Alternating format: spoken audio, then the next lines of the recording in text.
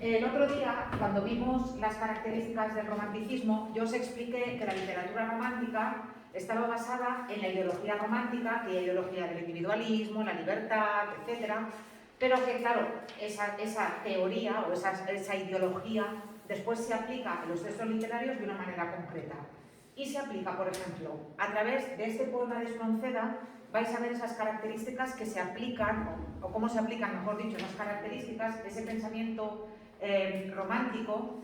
Lo vais a ver también en otros textos, pero este de la canción de Espronceda es muy interesante porque tiene muchas de las características que yo os expliqué el otro día. No os lo voy a poner ahora porque es bastante largo, pero si vais aquí y clicáis, os vais a encontrar con este poema que ha sido musicado por un grupo que se llama Tierra Santa y es una muy buena versión. Tiene dos partes, tiene una versión más cañera y luego tiene otra parte un poco más lenta, pero es una versión magnífica de la canción del pirata. A mí me da un poco de rabia ahora porque cada vez que lo leo canto la canción mentalmente. Lo voy a hacer mentalmente porque hay muchas cosas que hago mal en esta vida, pero lo que peor hago sin duda es cantar, ¿eh? Entonces no os voy a martirizar con esto, pero sí que es verdad que mi cabeza está ahí. Pensar, bueno, para empezar, una cosa, cuando pone canción, una canción es un tipo de composición musical que tiene estribillo. No quiere decir que esté escrito para ser cantado. Luego a este texto se le ha puesto música, pero mucho después, 200 años después, ¿eh? Cuando Espronceda lo compuso, no lo compuso para que fuera cantado. Repito, se llama canción porque tiene estribillo, que ya veréis cuál es. Primera característica que vemos del romanticismo en este poema de Espronceda, el protagonista, que es un pirata. Os dije el otro día, insisto, los protagonistas de los textos románticos son personajes que viven al margen de la sociedad, que tienen algo interno que les tortura, tienen algún tipo de trauma, tienen algún secreto oscuro, tienen algo que no pueden decir, o bien directamente son personajes que viven al margen de la sociedad, como por ejemplo el pirata. Pensad, el pirata es un buen ejemplo de personaje romántico porque no solamente vive al margen de la sociedad, sino que hace lo que quiere. Si hay alguien que es libre, es el pirata. Sí, lo vamos a dejar al margen, que el pirata se dedicaba a robar, a matar, a violar, y a traficar con personas. Eso lo vamos a dejar aparte, Pero lo que sí que está claro es que el pirata es alguien que vive al margen de la sociedad, que hace lo que quiere, que es libre, y atención, que es libre en el mar. Que vosotros sabéis que si hay un símbolo de libertad es justamente el mar. Si leéis este poema con atención, vais a ver, mejor dicho, antes de empezar a leerlo, fijaos ya en el tipo de características. Veis aquí que nos indica que el texto es romántico. La polimetría. Veis que el poeta no utiliza siempre ni las estrofas con el mismo número de versos, ni tampoco los versos de la misma medida. Vais a ver que tiene estrofas más cortas, estrofas más largas, versos más cortos y versos más largos. ¿Por qué? Porque el poeta, de alguna manera, adapta el contenido a la forma. Cuando quiere ir más rápido, va a utilizar versos más cortos. Cuando quiere ir más lento, va a utilizar versos más largos. A eso se le llama polimetría, a que en un mismo poema se mezclan diferentes tipos de versos. ¿Vale? Veréis después también más características. Leemos así rápido el texto y vais a ir viendo otras características del romanticismo. Fijaos lo que dice al principio, con 10 cañones por banda, viento en popa a toda vela, no corta el mar sino vuela un velero mercantil. Bajel significa barco, Bajel pirata que llaman por su bravura, el temido, en todo el mar conocido, del uno al otro confín. Ya también el nombre del barco nos está indicando que es un personaje que no le tiene miedo a nada, sino que se le teme a él. El temido no es el que tiene miedo, es el que es temido, el que provoca miedo. ¿Sí? A continuación, mirad cómo se describe el paisaje. La luna en el mar riela, en la lona gime el viento, y alza en blando movimiento olas de plata y azul. Y azul. Y va el capitán pirata cantando alegre en la popa, hacia un lado, al otro Europa, y allá a su frente Estambul. Los paisajes que más les gustan a los románticos son paisajes nocturnos. Y aquí os encontráis con que la luna está en el cielo, está brillando en el cielo. La luna del mar riela, ¿sí? No solamente eso, sino que se refleja en el mar, que ya os he dicho que es el símbolo de libertad por antonomasia. ¿Qué otra característica característica vemos del romanticismo? Vemos el exotismo.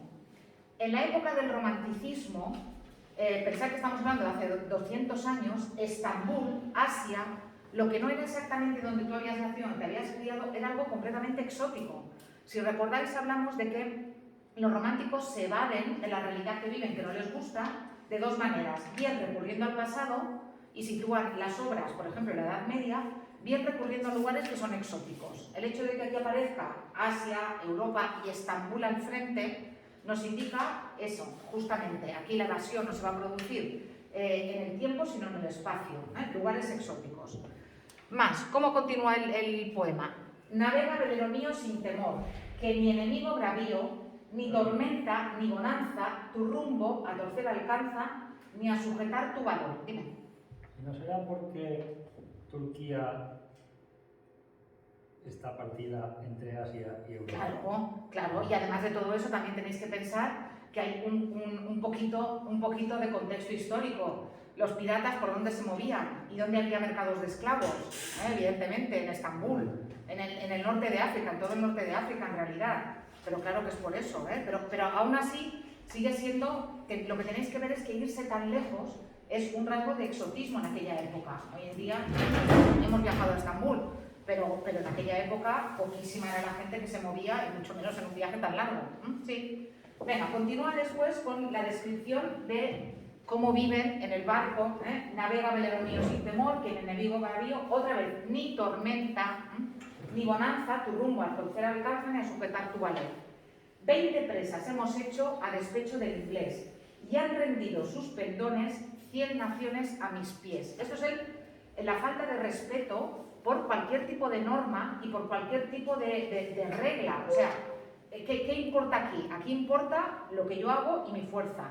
He capturado 20 barcos, 20 presas, he capturado 20 barcos a despecho del inglés. ¿Quiénes eran los otros piratas que circulaban por aquella época? En fin, los ingleses, que además tenían patente de corso. Es decir, los piratas ingleses, tener patente de corso significaba que los piratas ingleses tenían permiso de los reyes ingleses para hacerse con barcos españoles. Los que venían de América, ¿para qué iban a ir ellos a América a buscar oro y plata? Lo que hacían era abordar a los barcos españoles y se llevaban el dinero para Inglaterra.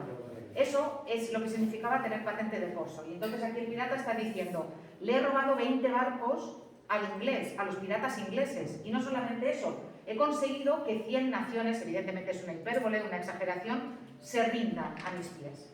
Y ahora viene el estribillo, que si recordáis, por eso os he dicho que este poema se llama canción. Y el estribillo es importantísimo, porque es casi una declaración de intenciones del romanticismo. ¿Qué es mi barco, mi tesoro? ¿Qué es mi Dios? La libertad. Mi ley, la fuerza y el viento. Mi única patria, la mar. ¿Veis el individualismo? O sea, mi ley, ¿cuál es mi ley? La fuerza y el viento. O sea, ¿quién me va a poner aquí ley? Yo no tengo patria, soy una pátrida. Y por tanto, la ley soy yo. Y fijaos además en la naturaleza. O sea, él no va por un mar, o sea, por un mar tranquilo. Su ley es un mar bravío, su ley es la fuerza y el viento. Y evidentemente me he dejado el verso que es más importante, que es mi Dios, la libertad. Esto casi era un sacrilegio en aquella época. Estamos hablando de hace 200 años. O sea, ¿quién me guía a mí? ¿Quién es mi Dios? ¿Qué es mi religión? La libertad. Por eso soy un pirata y por eso hago lo que quiero. Ya os he dicho. Que robe, mate, viole, esclavice, detalle menor. Porque aquí lo importante es que se hace lo que yo quiero y como yo quiero. Individualismo romántico en cada verso, prácticamente. Más. Allá juegan feroz guerra, ciegos reyes por un palmo más de tierra. Que yo aquí tengo por mío, cuanto abarca el mar bravío, a quien nadie impuso leyes. Otra vez, estoy en el mar donde no hay leyes, estoy en el mar donde la única ley que vale es la fuerza que yo tengo, mi ley. Se hace lo que yo quiero. Y no hay playa, sea cualquiera, ni bandera de esplendor, que no sienta mi derecho y de pecho a mi valor. Es decir, yo planto mi bandera donde quiero y allí se hace mi santa voluntad, porque lo que cuenta es lo que yo siento dentro, lo que tengo en el pecho. ¿Sí? A continuación se vuelve a repetir el estribillo, que ya lo sabéis, que es mi barco, mi tesoro, que es mi Dios, la libertad, mi ley, la fuerza y el viento, mi única patria, la mar. A la voz de barco viene es de ver cómo viene y se previene a todo trapo a escapar, que yo soy el rey del mar y mi furia es de temer. Aquí están describiendo qué es lo que pasa cuando un barco pirata se acercaba a otro barco. Cuando otro barco veía la bandera pirata, enseguida gritaban, barco viene, claro, y los barcos giraban y salían corriendo para que los piratas no les pillaran. ¿Sí? Y a continuación, en las presas, es decir, cuando yo capturo algún barco, en las presas yo divido lo cogido por igual. Solo quiero por riqueza la belleza sin rival. Es decir, yo me quedo con lo mejor. ¿Por qué? Porque yo lo valgo, porque yo me lo merezco. Lo del símbolo este de L'Oréal, lo del lema de L'Oréal, los piratas les iría de maravilla, como mínimo a este. Como yo lo valgo, yo tengo lo mejor, para mí lo mejor. Se vuelve a repetir el estribillo. Mirad ahora la siguiente estrofa, porque aquí se aprecia otra de las características del romanticismo, que es el desprecio, el poco aprecio por la vida. Mirad lo que dice esta estrofa. Sentenciado estoy a muerte, yo me río, no me abandone la suerte, y al mismo que me condena, colgaré de alguna antena, quizá en su propio navío. Y si caigo, ¿qué es la vida? Por perdida y alariz, cuando el yugo del esclavo, como un bravo, sacudí. La vida solamente merece la pena ser vivida si es una vida en libertad. Si no, no merece la pena. Y entonces, vale, me han sentenciado a muerte, bueno, ¿y si me pillan qué? A lo mejor resulta que el que me está acusando lo voy a colgar yo en lugar de que me colgue él. Aquí la antena no tiene nada que ver con las de los móviles ni con la televisión, se refiere, es un palo de un barco. Sí. Por tanto, ¿veis aquí el desprecio, el poco aprecio a la vida? Sobre todo si es una vida que tiene que vivirse sin libertad. Se vuelve a repetir otra vez el estribillo y después mirad el final y fijaos muy bien en la falacia patética. ¿Os acordáis que era que la naturaleza se acomodaba al estado de ánimo del protagonista? Y mirad también el tipo de naturaleza que aparece. Fijaos, dice, bueno, perdona, antes de esto, aquilones son vientos del norte, vientos muy fuertes del norte, como una tramontana pero a lo bestia, ¿sí? Son mi música mejor, aquilones, el estrépito y temblor de los cables sacudidos, del negro mar los bramidos y el rugir de mis cañones, y del trueno al son violento y del viento al rebramar, yo me duermo sosegado, arrullado por el mar, que es mi barco, mi tesoro, que es mi Dios la libertad, mi ley la fuerza y el viento, mi única patria la mar. ¿Os fijáis aquí? Paisaje nocturno, tormenta, el que se acomoda al mar y al estado de la tormenta. ¿Lo veis? ¿Veis, por tanto, que es un poema en el que aparecen la mayoría de las características del romanticismo que os expliqué? Os las podéis encontrar aquí. Sí, reflejadas. ¿Lo veis? Por tanto, no tenéis que pensar solamente en el contenido, sino también en la forma, en que al final el hecho de que haya versos de diferentes medidas, la polimetría, esa es una característica del romanticismo. El hecho de que en el estribillo se repitan esos versos que son tan importantes, también lo tendríais que subrayar. Sí, vale, yo repito, os aconsejo que escuchéis la versión de Tierra Santa, pero escuchadla solo una vez, porque si no, la vais a tener en la cabeza, porque yo ahora estaba leyendo y estaba cantando, muy mal, muy mal. Venga, hemos visto, por tanto, un ejemplo de poesía romántica y de lo que vamos a hablar ahora es de otro género, de poesía romántica. El único nombre que quiero que recordéis es justamente el de José de Espronceda, y no os voy a dar ni más textos ni más biografía de José de Espronceda, aunque tuvo una biografía muy interesante. Este fue el que secuestró a su amada. Su amada estaba casada con un militar, este militar lo destinaron a Portugal cuando llegaban los ingleses, él se fue detrás de ella, la secuestró, se la llevó a Madrid, coña, ella quería ser secuestrada, también hay que decirlo. Pero luego resulta que en los periódicos iba publicando su historia de amor en forma de poema, el canto a Teresa, ella se llamaba Teresa Mancha, pero lo iba publicando en los periódicos. ¿Os acordáis esto que os dije que los románticos eran como adolescentes y que lo suyo era lo más importante y tenían que contárselo a todo el mundo? Bueno, pues eso hizo Espronceda. También murió muy joven, este murió de enfermedad, este no se suicidó, este murió de enfermedad, pero también llevó una vida muy mala, estuvo en la cárcel, montó contra Fernando VII, ese rey que impidió que el romanticismo llegara a España cuando tendría que haber llegado de forma natural. Él montó un partido político, una asociación secreta, los numantinos, que vendría a ser como una especie de partido político en la clandestinidad para luchar contra Fernando VII. Y ya os digo, fue un hombre siempre muy implicado en las cuestiones políticas y, en fin, tiene más obras aparte de este poema. Tenéis un enlace en recursos a otros poemas de José de Espronceda por si alguien los quiere leer, pero vamos, con este ya os sobra, para que veáis las características de la poesía romántica. Prosa romántica. Vosotros sabéis que poesía es lo que está escrito en verso, ¿sí? Lo de antes es poesía, ¿sí? Esto que tenéis aquí, que sigue el orden normal en la página, que va de lado a lado, esto es la prosa, Vale, dentro de la prosa romántica, ¿qué van a escribir los autores románticos? Mirad, los autores románticos van a escribir fundamentalmente 3 géneros. Un género va a ser la leyenda. Vosotros sabéis lo que son leyendas, porque seguramente conocéis alguna leyenda mallorquina o algo por el estilo. Las leyendas, ¿qué eran? Eran textos narrativos, como cuentos, pero que tenían un misterio, algún tipo de aparición, algún tipo de fantasma, algún tipo de intervención milagrosa. Claro, eso era muy del gusto de los románticos, pues porque permitía incluir esos elementos como de sueño, de pesadilla, pero también misteriosos, de fantasmas, etcétera, que os dije el otro día. ¿Sí? También a los románticos les gustan mucho los cuadros de costumbres. ¿Qué son los cuadros de costumbres? Mirad, es un tipo de género literario que hoy en día no se cultiva, pero que fue fundamental en el romanticismo. Sería un artículo en prosa para ser publicado en un periódico, en una revista de la época, en la que se describen tipos populares o actitudes o comportamientos o valores muchas veces con una finalidad satírica o nostálgica y que tuvieron muchísimo éxito en el siglo XIX. Por ejemplo, en este artículo de costumbres que vosotros tenéis aquí, que es un artículo de costumbres de Larra, del que os hablaré ahora, está adaptado, el artículo es bastante más largo. En este artículo de aquí, que repito, es un cuadro de costumbres, ¿qué es lo que nos describe Larra? Pues Larra nos describe un vicio muy español, que es el de procrastinar. Procrastinar, sabéis qué significa dejar algo para más adelante. Y el título del artículo es «Vuelva usted mañana», que es algo que pasa mucho en España.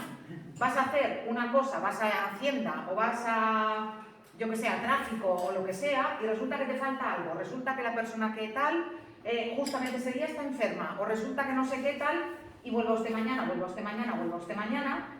Entonces, Larra critica, por ejemplo, ese vicio español del vuelva usted mañana. Tiene también otro artículo muy conocido, que se llama El castellano viejo, en el que habla de estos hombres campechanos, de en Mallorca, un tipo muy conocido, de estos que voy, que fas, tal, y que te pega golpes y que te invita a comer y que, en fin, y que todo va. En fin, entonces él critica la falta de modales en ese.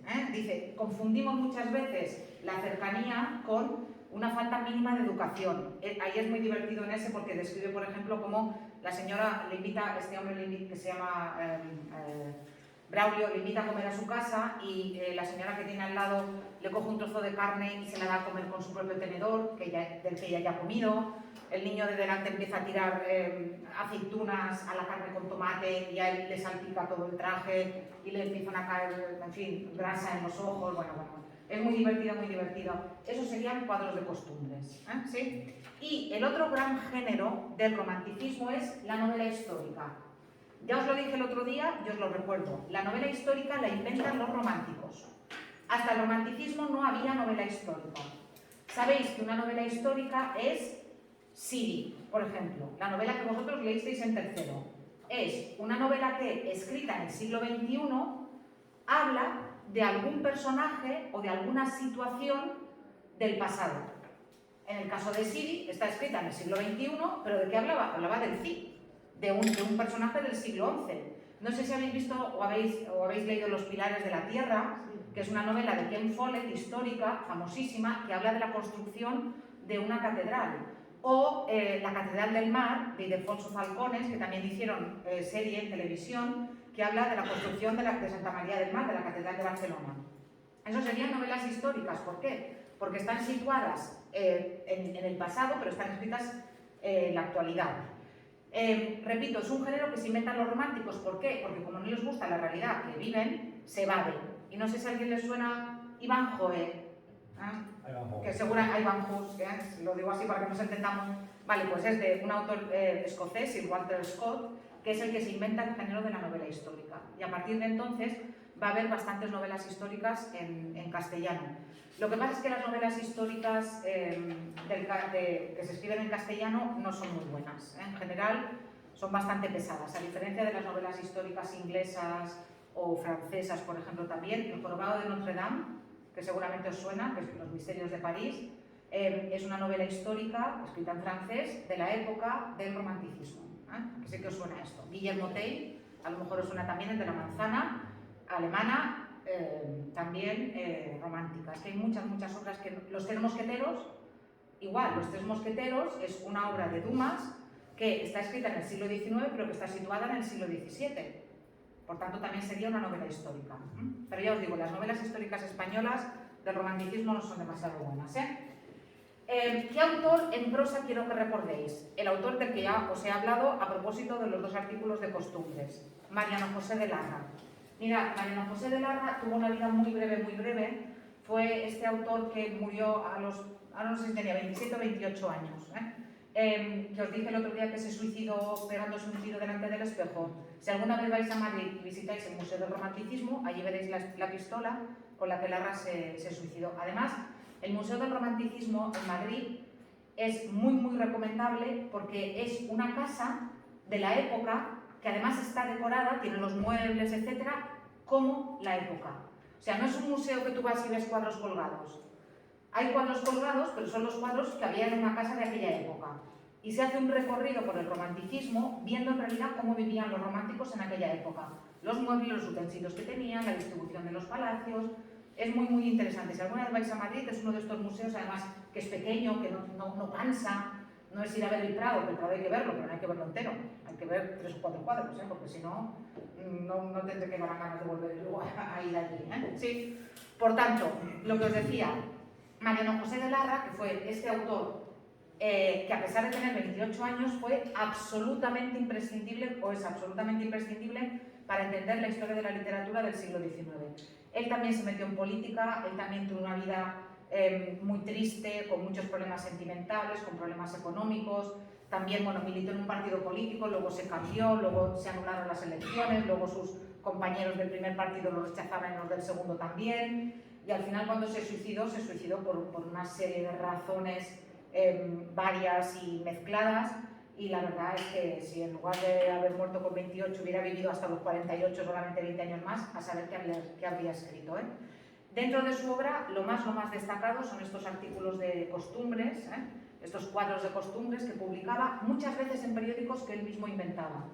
Él mismo editaba periódicos y algunas veces tuvo tantos problemas con la censura que, por ejemplo, en un caso llegó a publicar un periódico en blanco, solamente con la cabecera, para denunciar que no le dejaban publicar nada de lo que quería publicar.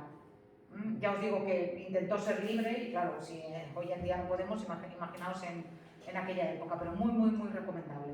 Y solamente como curiosidad, cuando el rey de ahora y la reina de ahora se comprometieron, él le regaló a ella una joya y ella le regaló a él un ejemplar de la primera edición de una novela de Larra, que es El doncel de don Enrique el Doliente. Y los que hemos leído a Larra, cuando vimos que le regalaba esta novela, nos quedamos absolutamente sorprendidos, porque resulta que esta novela trata de un hombre que se entera de que su mujer le engaña con su mejor amigo, apresa al amigo, lo mata, le saca el corazón, lo cocina y se lo da a comer a su mujer sin decirle que se está comiendo el corazón de su amante. Claro, luego cuando el otro se lo dice, la mujer se tira por la ventana y se mata. Bueno, se suicida también. Claro, yo cuando vi que Leticia le regalaba a Felipe eso, pensé, es una advertencia. Le está diciendo, como Borbonés, como tu padre, te voy a sacar el corazón y se lo voy a dar a comer a tu amante. Efectivamente, para mí fue una primera edición, es un libro de estos que hay muy pocos ejemplares y prácticamente ninguno a la venta, es un tesoro, pero claro, que le regalara ese libro. Claro, y es una novela histórica. Larra escribió, como os he dicho también, más aparte de los artículos, es una novela histórica porque la novela está situada en la Edad Media, está escrita en el siglo XIX, pero está situada en la Edad Media. Pero ella también es periodista, entonces ya dirigió el... Claro, efectivamente, esa fue la interpretación, claro, como Larra es como el mejor periodista del siglo XIX en España, claro, ella como periodista le está regalando a su futuro marido algo, pero bueno, pero claro, yo a lo mejor le habría regalado otra cosa de Larra, no sé, pero Otra cosa. otra cosa, o de otro autor, pero claro, un libro que habla de eso, de una que tiene una amante, una que tiene un amante y le corta el corazón y se lo da a comer a la mujer y encima le dice a la mujer, y aquí está bueno, y la mujer, sí, sí, nunca había comido algo tan bueno. Y luego le dice el marido, pues ¿sabes qué te has comido el corazón de tu amante? Sí, o sea, que en fin. Bueno, sí, sí, eso es romántico, ¿eh? Eso sí que es romántico, ¿eh? Pensaría que hubiera sido mejor una Romántico con minúsculas. Romántico, no, eso es romántico con mayúscula. Va, aquí tenéis el fragmento, bueno, la adaptación de este artículo de costumbres, de este cuadro de costumbres de Mariano José de Larra, de Huelva Usted Mañana, que me gustaría que leyerais para que os hicierais una idea de cómo escribía y de la ironía fina que tenía Larra y de lo bueno que era captando las costumbres de su época y criticándolas siempre de forma, pues eso, irónica, fina y muy, muy, muy inteligente, ¿eh? Fue una tragedia lo de Larra, pero bueno, así eran las cosas entonces, ¿eh? Venga, teatro romántico. Y ya habremos visto los tres géneros del romanticismo. Hemos visto la poesía, que hemos visto solamente a Espronceda, hemos visto la prosa, que hemos visto a Larra, y os he explicado los tres géneros que tienen mucho éxito durante el romanticismo, y vamos ahora a ver el teatro. El teatro fue seguramente el género romántico que más triunfó. Es verdad que la poesía se seguía mucho, pero el público volvió a reenganchar con el teatro a través del teatro romántico. ¿Por qué? Porque en el teatro romántico pasaban tantas cosas y era tan divertido para la gente de la época, tan divertido no porque se rieran, sino porque pasaban muchas cosas, porque era emocionante lo que estaba pasando encima del escenario, que el teatro recupera el público que había perdido durante el siglo XVIII. ¿Os acordáis que os dije que durante el neoclasicismo la gente popular, la gente normal, no conectó con el teatro de Leandro Fernández de Moratín? Eso era un teatro para minorías, y estoy hablando de Leandro Fernández de Moratín, que fue el autor del siglo XVIII que más éxito tuvo. Pero la gente nunca llegó a conectar con el tipo de teatro del neoclasicismo porque era un teatro en general aburrido. Con el teatro del romanticismo va a pasar todo lo contrario. El teatro del romanticismo va a tener unas características que van a hacer que la gente enganche. ¿Cuáles son esas características? Bueno, para empezar, trabaja con temas y argumentos sacados de las leyendas o de la historia nacional, sería como temas históricos, pero llevados al teatro, en lugar de estar escritos en prosa, para ser representados encima de un escenario, y también historias llenas de aventura, de peripecias, de giros inesperados, de casualidades, de amores desgraciados, en fin, de las cosas que todavía hoy en día nos siguen gustando, porque si no, a ver por qué tienen tanto éxito los culebrones turcos. Porque al final mucha gente sigue buscando eso en las series. ¿Qué más hace el teatro romántico? Rompe la regla de las tres unidades. ¿Os acordáis que el teatro del neoclasicismo la respetaba? Pues el teatro del romanticismo no. El teatro del romanticismo se va a saltar la unidad de tiempo. Entre el principio de la obra y el final de la obra pueden pasar décadas. Entre acto y acto pueden pasar 5 años. Rompe la unidad de lugar. Como ya las obras se representan en teatros como los de ahora, va a haber tramoyas, va a haber telón que se abre y se cierre, va a haber cambios de escenario detrás. Es más, durante el romanticismo ya se van a introducir muchos aparatos, explosiones, ruidos, gente volando con arneses por allí. Claro, no había televisión en aquella época, no había cine, no había nada de todo eso. Cuando la gente iba al teatro y en el teatro escuchaban una tormenta o veían un personaje saltar, o en fin, a la gente le encantaba ir al teatro porque aquello era espectacular. Y también había, como os he dicho, cambios de escenario. Por tanto, dentro de la misma obra, las cosas podían suceder en 4, 5 o 10 lugares diferentes. Y eso se conseguía con cambios de decorado. También nos encontramos con que en el teatro romántico muchas veces no había unidad de acción. Es verdad que había un hilo argumental principal, pero paralelamente a ese hilo argumental principal había acciones secundarias. Por ejemplo, nos encontrábamos con una historia de amor de estas terribles y paralelamente la historia de amor de los criados. No solamente la historia de amor de los protagonistas, sino eso. O por ejemplo, luego lo veréis con Don Álvaro a la fuerza del Sino, una historia allí sobre los años posteriores a la conquista de América. Que tú dices, bueno, no entiendo muy bien qué pinta mucho esto aquí, pero vamos, era algo que quería meter el autor y lo ha metido. Entonces, acciones que hacían que no hubiera una sola acción, sino que había evidentemente un hilo central conductor muy poderoso, pero que luego salían ramificaciones con 2 o 3 historias paralelas que también mantenían la atención del espectador. Aparte de todo eso, algo muy importante, los autores no pretenden educar, sino conmover. La literatura del neoclasicismo era una literatura fundamentalmente pedagógica. Los autores lo que querían era enseñar.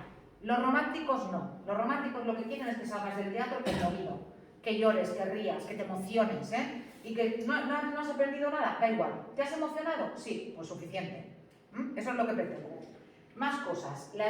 Los protagonistas, os suenan los piratas, ¿vale? Pues ese tipo de protagonistas son lo que vais a encontrar. Tipos cínicos, llenos de misterio, marcados por un destino fatal, por una fuerza superior que los domina. Ellas no, ellas son de 2 tipos, Fijaos, tampoco hemos cambiado tanto. Ellas son o angelicales y puras, rubias con los ojos azules y que me desmayo a las primeras de cambio, o son morenas ardientes que provocan la caída del hombre que quiere ser bueno y que se ve arrastrado por esa mujer fogosa. Entonces, las mujeres en las obras románticas en fin, tienen ese doble papel, que ya os digo que no es tan diferente del que podéis ver hoy en día todavía en muchas películas. Las escenas del teatro romántico se llenan de noches, sepulcros, cementerios, desafíos, muertes y de efectos especiales, como os he dicho antes, que conmueven al espectador.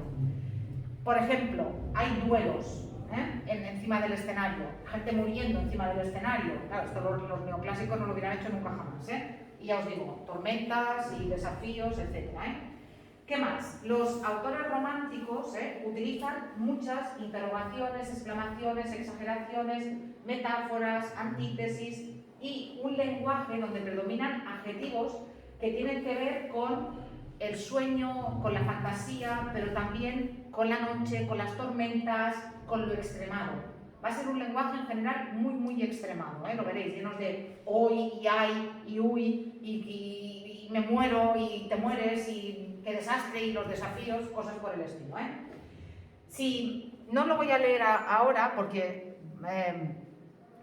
lo tenéis aquí en la actividad de refuerzo 2, pero en esta actividad de refuerzo 2 sí que tenéis un fragmento de Don Álvaro o la fuerza del Sino. Aquí tenéis la película, es una película en blanco y negro, ¿por qué? Porque es de cuando Televisión Española hace muchos años hacía una cosa que se llamaba Estudio 1, que eran las obras de teatro llevadas a la tele, pero eran adaptaciones teatrales. Esta dura bastante, pero si queréis ver algún fragmento, os va a enseñar mucho cómo eran las obras de teatro en el romanticismo. Os cuento de qué trata Don Álvaro a la fuerza del Sino. Mirad, hay 2 obras que triunfan en el teatro romántico por encima de todas. Una es de la que hablamos el otro día, que es Don Juan Tenorio, de José Zorrilla, la de No es verdad, ángel de amor. Sabéis que Don Juan es un hombre que se dedica a conquistar a todas las mujeres que puede, e incluso se juega con un amigo que es capaz de conquistar a una monja. Y efectivamente se mete en el convento, se acuesta con la monja, luego resulta que Don Juan se ríe de ella, porque solamente lo único que quería era acostarse con ella. El caso es que ella muere, y Don Juan al final, el padre de la monja desafía a Don Juan a un duelo. Don Juan muere en el duelo final, y resulta que cuando el demonio viene a llevarse a Don Juan, resulta que Don Juan, justo antes de morir, se ha confesado, se ha arrepentido de todo. Y esto es lo que tiene el catolicismo: como te confieses y te arrepientas, te vas al cielo. Entonces resulta, bueno, también, y doña Inés, que viene también del cielo, intercede a favor de Don Juan, y Don Juan al final se salva y se va al cielo, después de haber sido, en fin, un mal hombre durante toda la obra de teatro. Pero bueno, seguro que esa escena de No es verdad, ángel de amor, que en esta apartadoría seguramente os suena, y es Don Juan intentando conquistar a doña Inés, que es la monja. ¿Sí? Don Juan es un éxito arrollador, y de alguna manera Don Juan viene a cerrar el momento de máximo éxito del romanticismo en España. La obra que abre el momento de máximo éxito del romanticismo en España es Don Álvaro o La fuerza del sino. Sino junto significa destino, que es una obra que se estrena en el año 1834, escrita por Ángel de Saavedra, que tenía el título de Duque de Rivas. Era de una familia muy rica, era de una familia muy noble. Este no murió joven, este murió mayor y bien alimentado. Este sí que no tuvo ningún problema con la vida. Ángel de Saavedra, como os digo, y escribió el gran éxito del teatro del romanticismo, que además abrió el gusto al público por este tipo de obras tan extremadas. Hoy en día Don Álvaro no se representa. ¿Por qué no se representa? Porque es tan exagerada que no te la crees. Os cuento brevemente de qué trata. A ver, ¿me da tiempo? Sí, me da tiempo. ¿De qué trata Don Álvaro, La fuerza del sí? A ver, el protagonista es Don Álvaro. Y Don Álvaro, bueno, la obra está situada en el siglo XVII. Está escrita en el siglo XIX, pero está situada en el siglo XVII, finales del XVI, principios del XVII. Bueno, la cuestión es que Don Álvaro es un hombre que viene de las Indias, es decir, viene de América. Es un hombre muy rico, es un hombre muy guapo, es un hombre que tiene todas las virtudes. Por tenerlo, es hasta buen torero. Que dices, ¿para qué? Bueno, pues es hasta buen torero, Y resulta que Don Álvaro se enamora de Doña Leonor. Y Doña Leonor resulta ser la hija de un marqués. Evidentemente, un hombre que viene de América, un hombre que no se sabe de qué familia viene, en el siglo XVI o XVII en España no se podía casar de ninguna manera con la hija de un marqués. Por tanto, ellos dos tienen que mantener su amor a escondidas. Porque además, cuando Leonor insinúa a su padre que quiere casarse con Don Álvaro, el padre, pues podéis imaginar, monta en cólera, la encierra en casa, le dice que de ninguna manera. Total, que ¿qué hacen Don Álvaro y Doña Inés?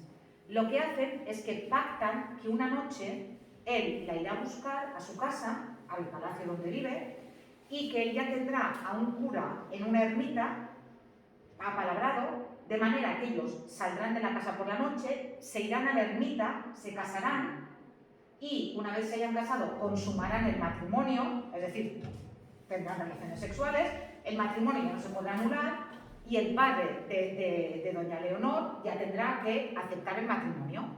Acuerdan eso. La cuestión es que esa noche que Don Álvaro llega a verla a ella para llevársela a casarse, cuando se la encuentra a ella, Don Álvaro sube por la ventana, ella empieza a dudar. Es que mi padre es muy mayor, mi padre es viudo, el marqués es viudo, es que le voy a matar un disgusto, es que no sé qué tengo que hacer, es que no sé qué. Don Álvaro al principio la intenta convencer, pero al final dice, mira, va, si no te quieres casar porque no estás convencida, pues mira, ¿sabes qué? Pues lo dejamos, con gran dolor de mi corazón, no querré a nadie más como te quiero a ti, todo muy extremado, Y en ese momento que están discutiendo, que están hablando, resulta que entra el padre de Leonor, advertido de que abajo hay unos caballos y de que probablemente hay alguien en la habitación de la hija. Cuando el padre entra allí y ve en la habitación de la hija a Don Álvaro y a su hija, lo primero que piensa es que se han acostado juntos, empieza a insultar a su hija, empieza a insultar a Don Álvaro, le dice unas cosas terribles, y claro, Don Álvaro, cuando ha oído que venía alguien, que alguien iba a abrir la puerta, por instinto ha sacado una pistola. Entonces, en un momento dado, Don Álvaro se va a rendir al padre de Doña Leonor. Ve que no tiene nada que hacer, porque el padre está completamente en contra del matrimonio, Leonor tampoco se va a casar con él, y entonces Don Álvaro se arrodilla y tira la pistola con intención de rendirse. Con tan mala suerte que la pistola se dispara y mata al padre de Leonor, al marqués. Primera casualidad. Esperad, que esto no ha hecho más que empezar. Primera casualidad, mata al suegro. Y en ese momento Doña Leonor cae al suelo como muerta. Don Álvaro se va pensándose que ha matado a los dos, que ha matado a su amada y que ha matado al padre de su amada. ¿Qué hace?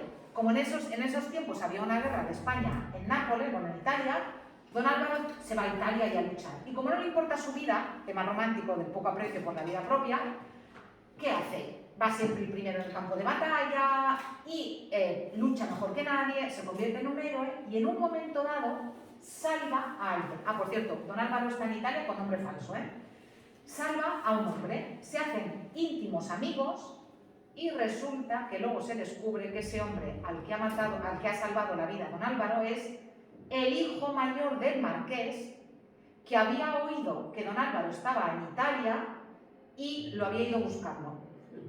Claro, en ese momento, cuando se descubre todo, el hijo del marqués reta a don Álvaro a un duelo, se dicen unas cosas horribles, don Álvaro se bate en duelo con el hijo del marqués y lo mata. Y se carga el cuñado. Y se carga el cuñado. Entonces don Álvaro dice, a ver, mi vida es un desastre, aquí me persigue un destino fatal, ¿qué hago?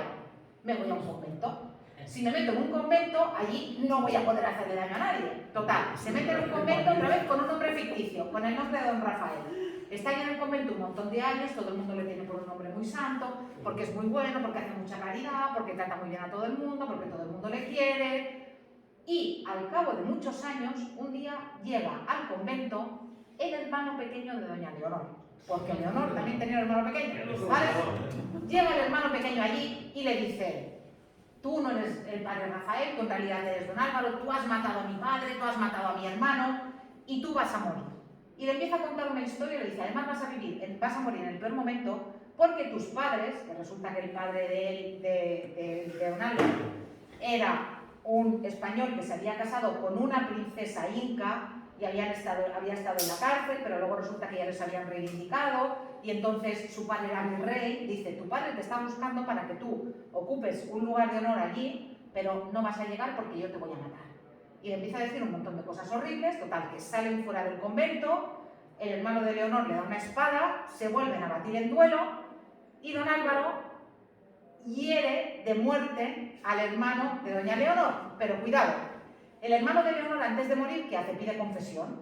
No me quiero ir al infierno, confesión, confesión. Y a don Álvaro le dice, yo no te puedo confesar porque yo también estoy en pecado mortal. Y en eso que don Álvaro se acuerda que justo en la cueva que está al lado de donde ellos se han batido en duelo, hay un eremita. Un eremita era una persona, un hombre, normalmente, que se metía en una cueva y que vivía toda la vida allí en una cueva aislado del mundo. Vivía allí un eremita que le dejaban la comida en la puerta, pero que nadie había visto nunca. Y entonces don Álvaro dice, ¿quién más santo que él? ¿Quién le va a poder dar la absolución? Total, que llama a la puerta de esa cueva, la cueva tiene una puerta, llama a la puerta de la cueva, nadie le abre, vuelve a llamar, ¡ah! Total, que finalmente sale ese hombre santo que estaba dentro de la cueva y resulta que no es un hombre santo, resulta que es Leonor. Pero don Álvaro no lo sabía, o sea, habían vivido un montón de años uno al lado del otro, pero como nadie había visto a ese hombre santo que vivía encerrado en la cueva, claro, cuando Leonor sale, se reconocen don Álvaro y Leonor. Y el hermano que está moribundo en el suelo, ¿qué piensa? Piensa que durante todos esos años ellos dos se han estado entendiendo. No es verdad, porque don Álvaro no sabía que Leonor estaba viva. Total, que claro, el hermano que está abajo, Leonor, que ve a su hermano medio muerto, ¿qué hace Leonor? Se acerca a él, hermano, y él le dice, eres una mala mujer, nos has engañado, tal. Y con las últimas fuerzas que le quedan, coge la espada y mata a Leonor y muere el hermano, ¿vale? ¿Qué hace don Álvaro? Delante de todo eso, se sube al risco más alto que encuentra ahí al lado del cementerio y se tira. Y se mata mientras grita cosas horribles, infierno, ábrete, abre tus fauces, acógeme. Y llegan los monjes allí y acaba aquello que cantan todos un miserere con el cuerpo de don Álvaro en el suelo, el del hermano, el de doña Leonor y los otros que ya se habían muerto antes. Bueno, esto que hoy en día nos resulta exageradamente casual, tiene muchísimo éxito en su momento. ¿Y por qué tiene tanto éxito? Porque tiene todo, o sea, tiene aventura, tiene duelos, tiene desafíos, tiene muertos, tiene casualidades, tiene una historia de amor desigual entre un hombre que tiene todas las virtudes y una mujer que tiene todas las virtudes, pero que es un amor imposible. Y además todo esto, no os lo había comentado, tenéis que pensar que el teatro del romanticismo mezcla partes en verso y partes en prosa. Y aparte de mezclar partes en verso y partes en prosa, el teatro del romanticismo también mezcla elementos cómicos. Por ejemplo, cuando don Álvaro está en el convento, hay un fraile que da de comer ahí a los pobres que van, que es un fraile muy gracioso. Y cuando va una mujer, ay, dame de comer, que tengo 8 hijos, el otro dice, ay, si tuviera las piernas cerradas por la noche, no tendrías que venir a buscar tanta comida. Claro, en medio de ese drama, la gente se reía, la gente descansaba y luego la gente volvía a enganchar con el drama. Ya os digo, don Álvaro fue un éxito tremendo en aquella época, pero sí que es verdad que hoy en día no se representa porque es tan exagerada que no te la crees. Y si vais a las actividades de refuerzo, aunque no hagáis la actividad y solamente leéis el fragmento, os vais a dar cuenta de que es un tipo de teatro que hoy en día nos queda años luz. No se Pasión de representa. Gavilanes. ¿Eh? Pasión de Gavilanes. Los culebrones que creíamos que era esto del siglo XX. ¿Sabe qué viene?